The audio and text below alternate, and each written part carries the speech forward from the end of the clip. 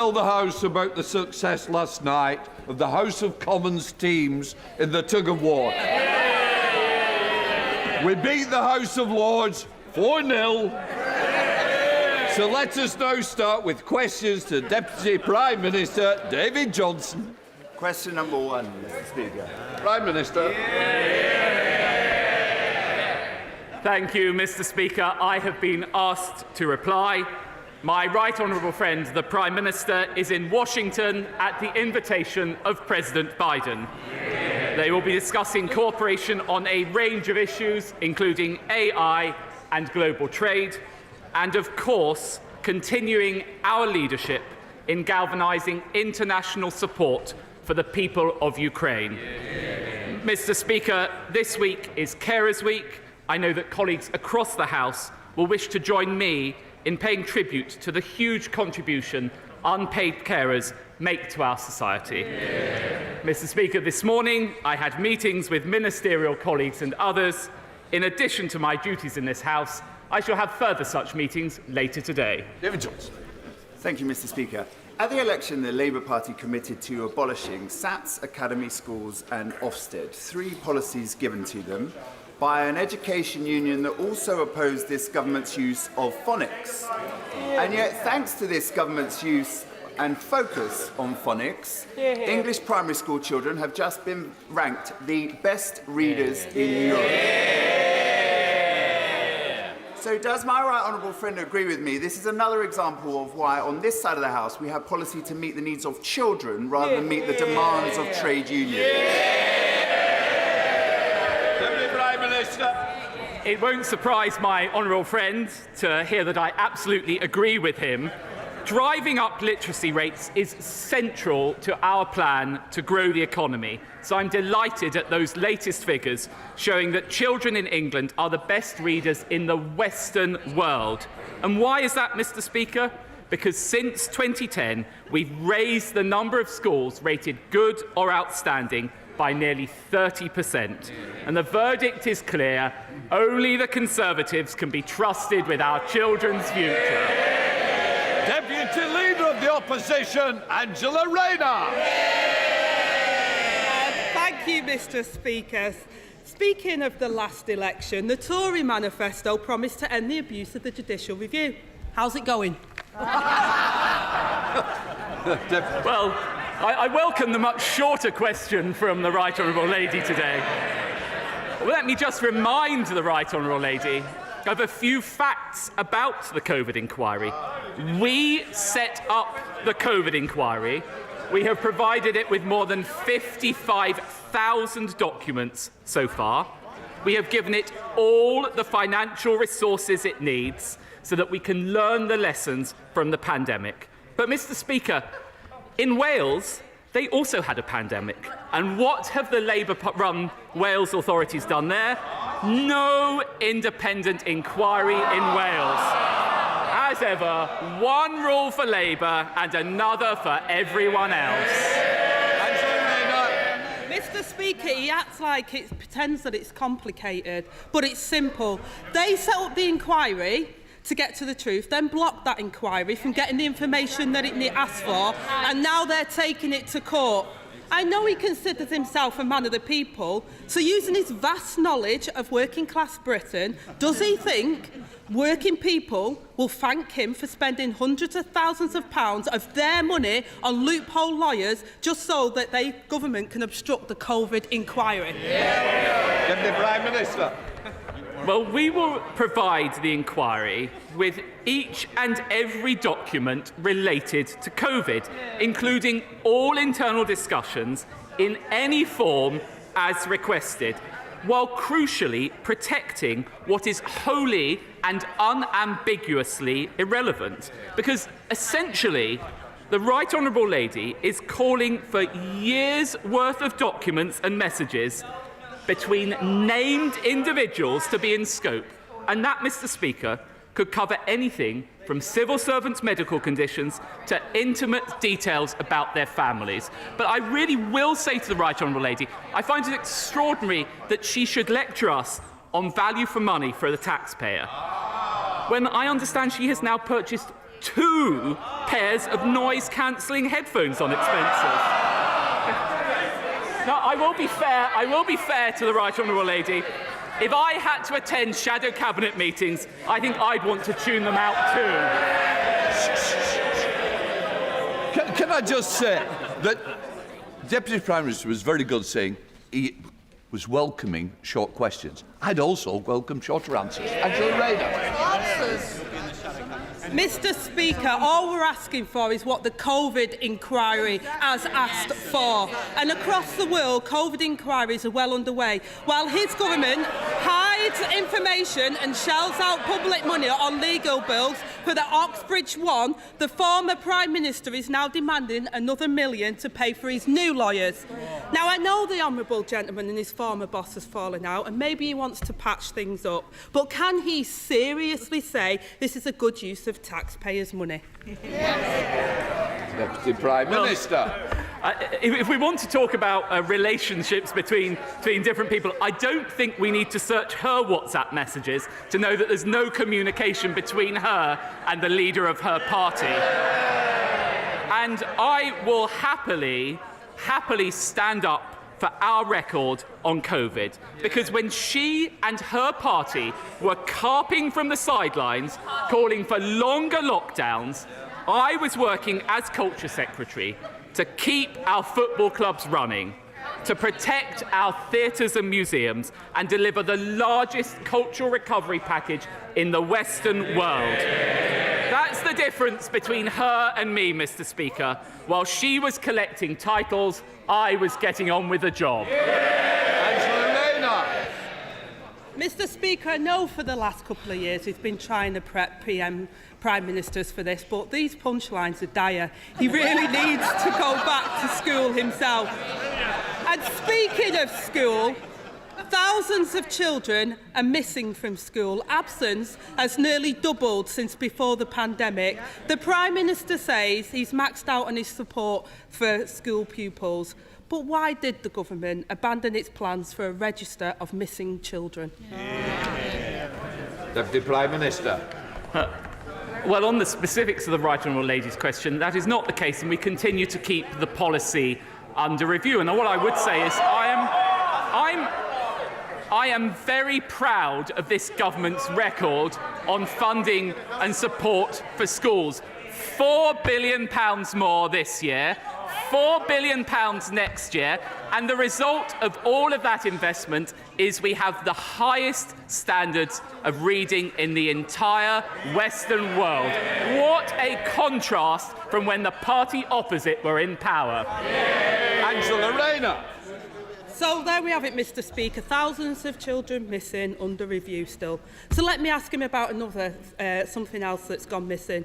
The Public Accounts Committee this week revealed that the government's fraud increased fourfold, with ministers overseeing the loss of £21 billion of taxpayers' money in the last 2 years. Can he tell us how much of our money they expect to recover? Deputy Prime Minister. Well, Mr Speaker, we are working tirelessly to recover those funds and we have made huge progress already. But again, if the party opposite wants to talk about good use of taxpayers' money, what do we have from the party opposite? Plans for an unfunded £28 billion spending spree. And what would that do? Drive up borrowing, push up interest rates, adding £1,000 to everyone's mortgage. Mr Speaker, I know they're out of touch, but even she must realise that Britain cannot afford Labour. Angela Rayner. Mr Speaker, Britain can't afford any more of the Conservatives. And he seems to have lost count. The answer is a quarter. Only a quarter of the billions of pounds of taxpayers' money lost to fraud is expected to be clawed back. If this government can't get the public money back, they can't be trusted with anything else. It's become a pattern of behaviour from the Conservatives. An inquiry missing the evidence, schools missing their pupils, taxpayers missing their money, and ministers missing in action. And all the while, Working people pay the price for their mistakes. This week, the Public Accounts Committee also warned that this epic fraud and waste could happen all over again due to the ministers living in denial of the facts. If his government can't admit the truth, then how on earth can they learn the lessons? Deputy Prime Minister. Well, I would say to the Right Honourable Lady, we're actually putting more resources in throughout this year to tackle fraud and error, and we continue to make real progress with it. But again, it's quite extraordinary from the party opposite. While we are working to drive down inflation and energy bills, what's the Right Honourable Lady doing? Receiving £10,000 from Just Stop Oil backers. Oh yes! Adopting their policies, backing protesters, blocking new production, and forcing us to import more foreign oil and gas. Do you know what? For once, Mr. Speaker, I find myself in agreement with the GMB union. What did they say? It's naive, lacks intellectual rigour, and could decimate communities, just like Labour. Thank you, Mr. Speaker. The latest route update for East West Rail has recently been published, and unfortunately, the link to Aylesbury is still just a dotted line on the map. Now, I've raised the need for this vital link on several occasions in the House because it'll cut congestion on our roads, it'll stimulate the economy, and it will reduce air pollution.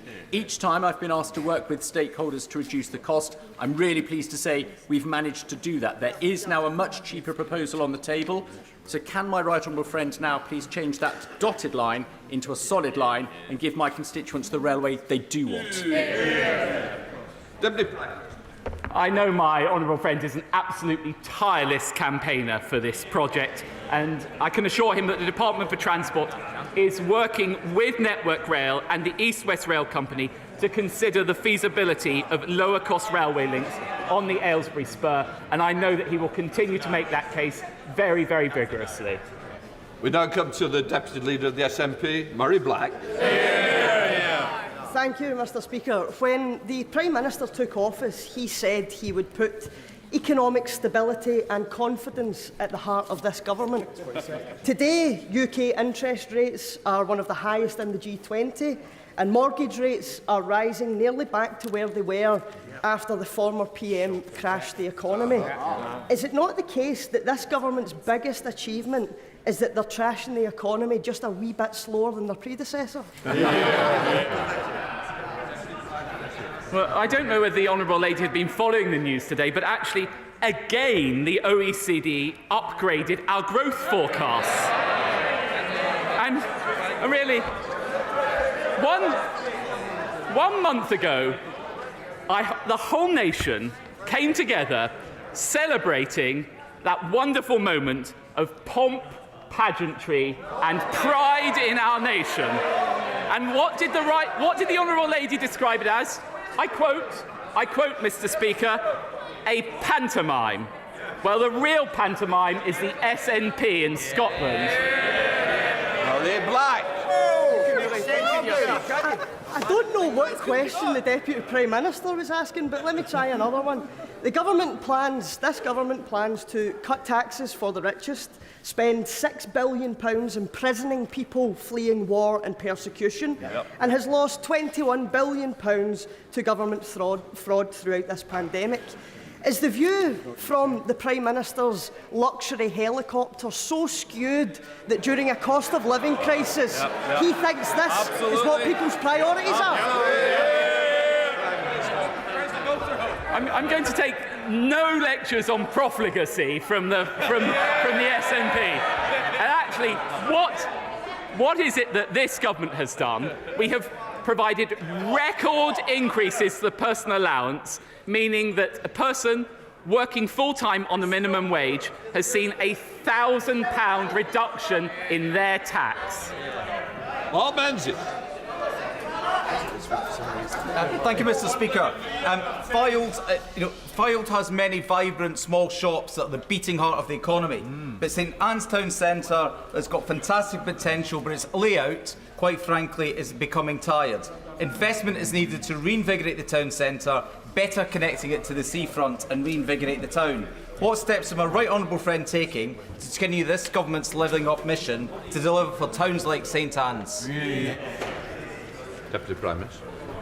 Well, that's precisely why we've created the Levelling Up Fund, and there's £3.6 billion within that in the Towns Fund to be invested in high streets up and down the country, and we will be outlining the third round of submissions to that fund, and I'm quite sure my honourable friend will make a very vigorous case for his constituency for funding during that round. Davy. Speaker, yesterday I met Karen. Karen is a carer for her husband Alan, who has Parkinson's and Lewy body dementia. Karen told me how hard it is to get people with power just to listen to her. Like so many carers, Karen feels her caring work just isn't valued. At times, she's wanted to give up, but knows she must carry on because of her husband. Mr. Speaker, remarkable carers like Karen save the government more than the entire NHS budget. So will the government finally recognise the value of Britain's family carers and not just pay tribute to them, but give them the financial and practical support they deserve? Deputy Prime Minister. Well, of course I would like to join the right honourable gentleman in paying tribute to Karen and to hard-working unpaid carers up and down the country. And I know the right honourable gentleman speaks from personal experience about this as well. We have provided £2.3 billion worth of support for social care, an additional £25 million committed to putting people at the heart of care in the Heart of Care White Paper, and £327 million is also committed to the Better Care Fund. Alberto Costa.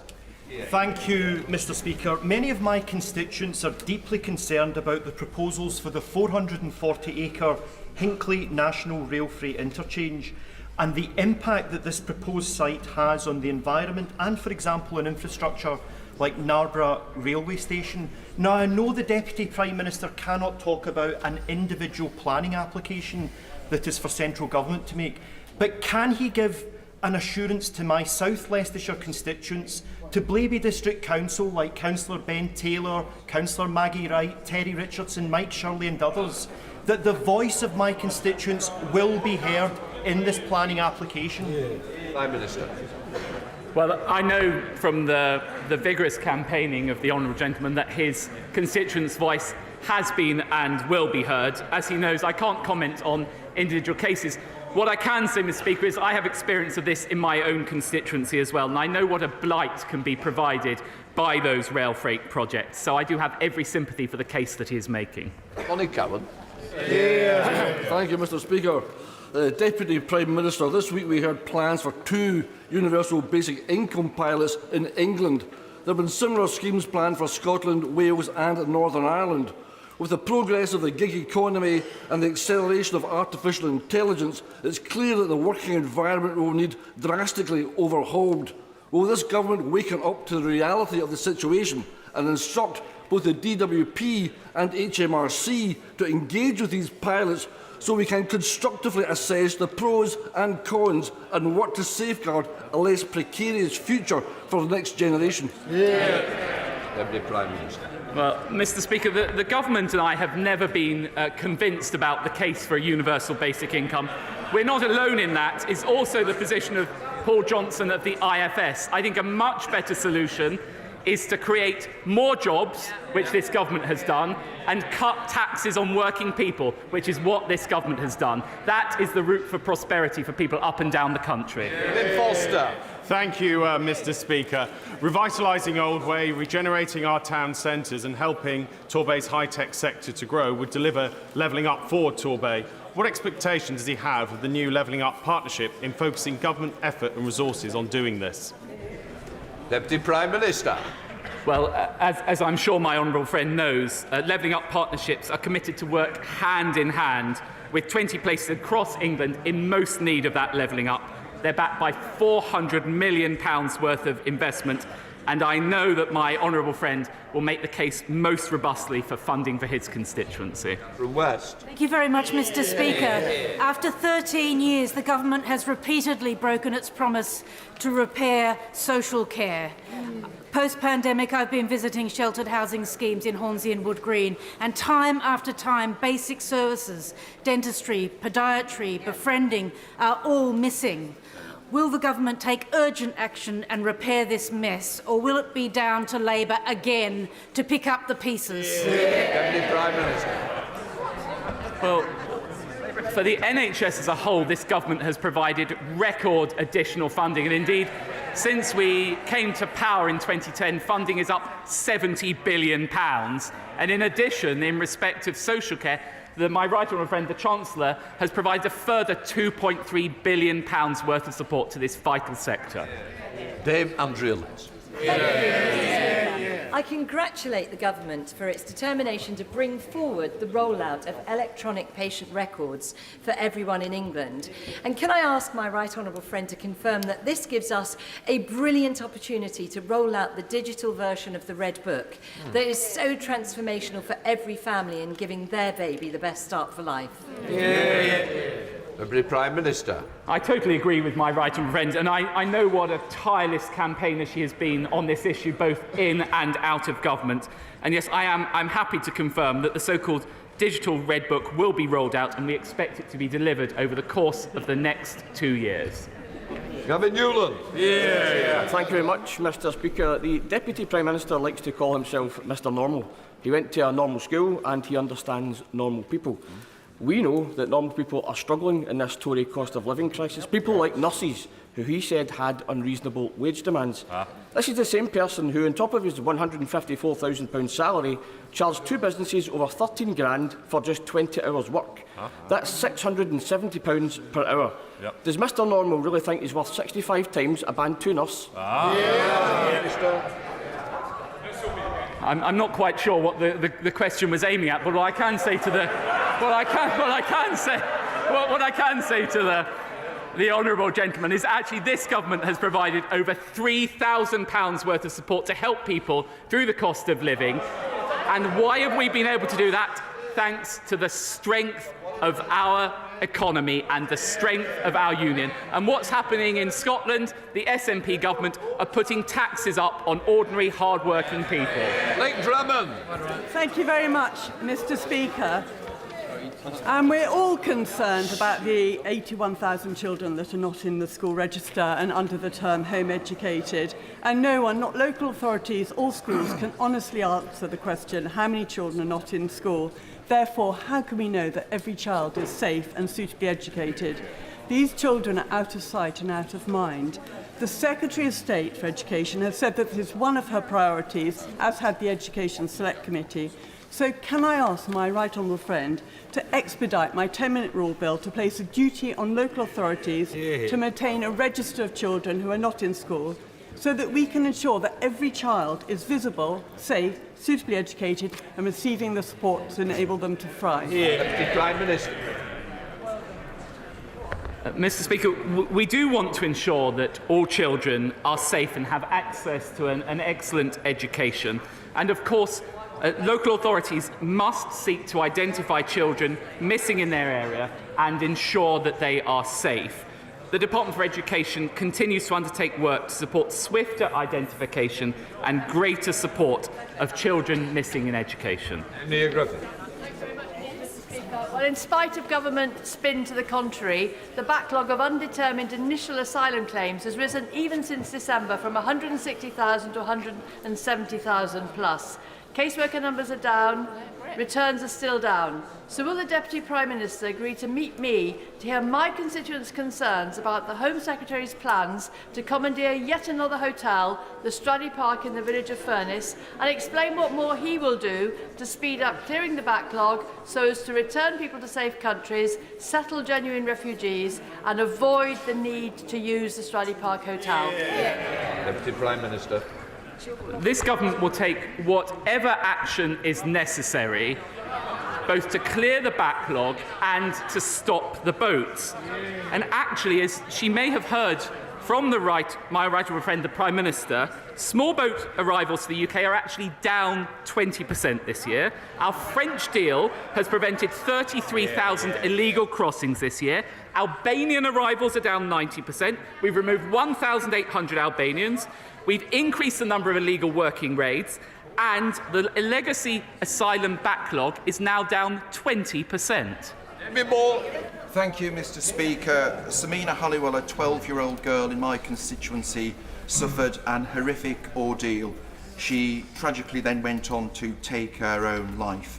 She was let down by the system. This week is the 2-year anniversary of her death. Labour-controlled Sefton Council have still got an inadequate rating from Ofsted for children's social care. So will my right honourable friend meet with me to discuss what further measures can be taken to better protect children in Southport and the wider council area? Deputy Prime Minister. I congratulate my honourable friend for raising what I'm sure members on both sides of this House will agree is a heartbreaking case, and I know that all our thoughts will be with Samina, her family and her friends. All children, of course, have the right to be safe and protected. I understand that the Department for Education will shortly begin consulting on strengthening statutory guidance to ensure health agencies, police forces and councils work together more collaboratively and end decisions that put children's needs, that prevent putting children's needs at the heart of their work. Of course, I'm very happy to meet with the honourable gentleman and for the Health Department ministers to meet with him also. Hilary Benn. Thank you very much indeed, Mr. Speaker. Huntington's disease eventually robs sufferers of their ability to walk, talk, eat, care for themselves and make decisions. It changes the person they were and has a 50% chance of being inherited by their children. Will the government back the Huntington's disease community's call for better access to mental health services, a care coordinator in every area, and specific NICE guidelines so that everyone affected by this devastating condition can get the help they need? Deputy Prime Minister. I completely agree with the right honourable gentleman about the devastating impact of this terrible disease. It is the case that we have increased significantly investment in mental health. I, of course, am happy to arrange for Department of Health ministers to meet with him to discuss this further. Simon Baines. Thank you, Mr. Speaker. Wales is the land of song, and there is no better example of this than John's Boys Male Chorus from Rose and Clwyd South, who have performed magnificently in the recent series of Britain's Got Talent, moving Bruno Tonioli and the other judges to tears. Would the Deputy Prime Minister join with me in congratulating the choir and also the other many community choirs in Clwyd South and across the UK who bring such pleasure to the singers and audiences alike? Deputy Prime Minister.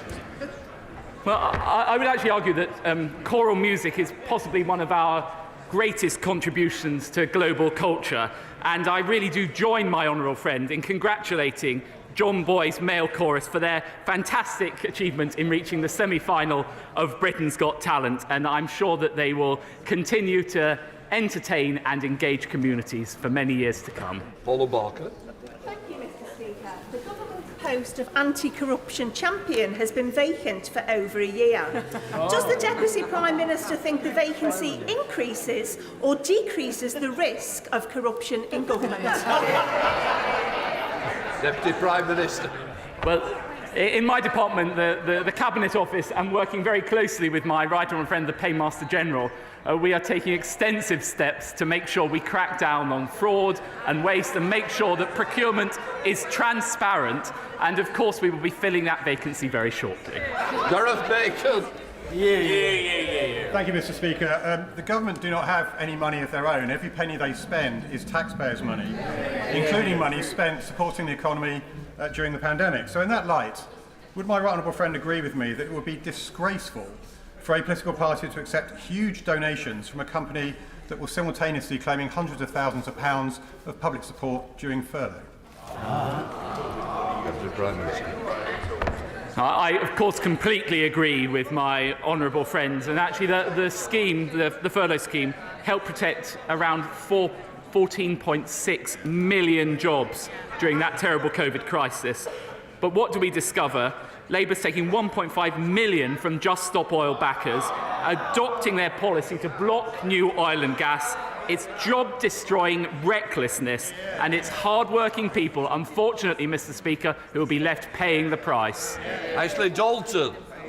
Mr Speaker, in West Lancashire, my constituents are concerned about their children's education and specifically the ongoing long-term impact of COVID-19 restrictions on their children's educational development.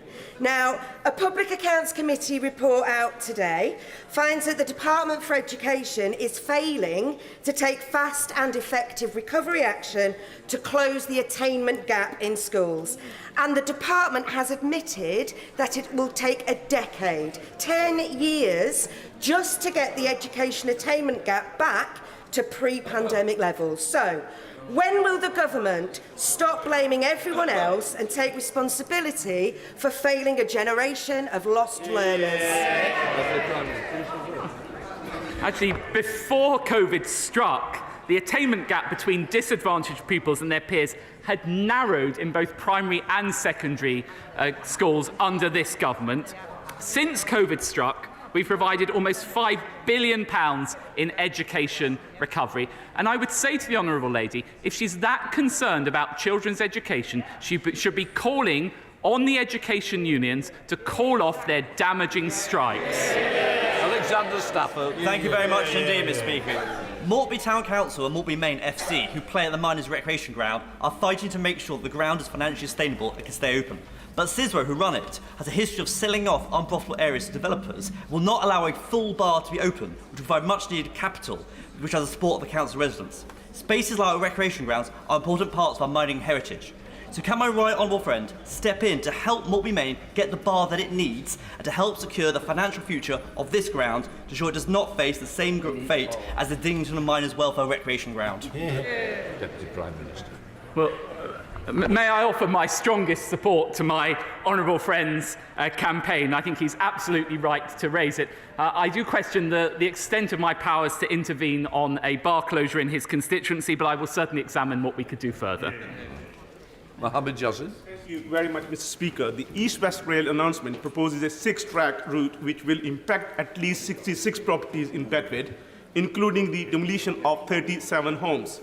So will the Deputy Prime Minister tell me why residents' concerns have been ignored, and will he give me a commitment today that if the majority of the residents are against the plan in this statutory consultation, his government will not approve the proposal? Deputy Prime Minister. Of course we will engage with local communities, but I do find it rather odd that the party opposite have been saying for the past few months about how they want to build more housing, build more infrastructure, and then as soon as there is a proposal to do so, which will enormously enrich that area, it's being opposed. Sir Robert Hill. Thank you, Mr Speaker. The Deputy Prime Minister will know that the calling of an early election in Spain has caused some concern about delay to achieving a treaty between the United Kingdom and the European Union in relation to Gibraltar. Will he confirm that it remains the policy of Her Majesty's Government to prioritise achieving such a treaty once the outcome of the election is known, and that the Government will do all that is necessary to secure that treaty for the benefit of Gibraltar and its Spanish neighbours, and to give all the necessary support to Gibraltar and its British people for their future security and prosperity? Deputy Prime Minister. Well, I can assure my honourable friend that the United Kingdom and His Majesty's Government remain steadfast in its support for Gibraltar, and I can assure my honourable friend that we are working side by side with the Government of Gibraltar, and we remain committed to concluding that UK-EU treaty as soon as possible. Final question, Fleur Anderson.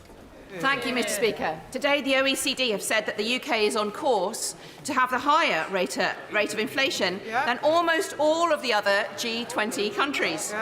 It's families in Putney and up and down the country who will be suffering because of this. Will the Deputy Prime Minister finally commit to introducing a proper windfall tax on the enormous profits of the oil and gas giants and take pressure off struggling households? Deputy Prime Minister. Well, we actually introduced a bigger windfall tax than the Labour Party were proposing. thanks to that 75% windfall tax. Last winter, we paid half of people's energy bills, and she talks about the OECD. What she failed to mention was that the OECD today gave the highest upgrade of growth to the United Kingdom compared to any other country. These questions.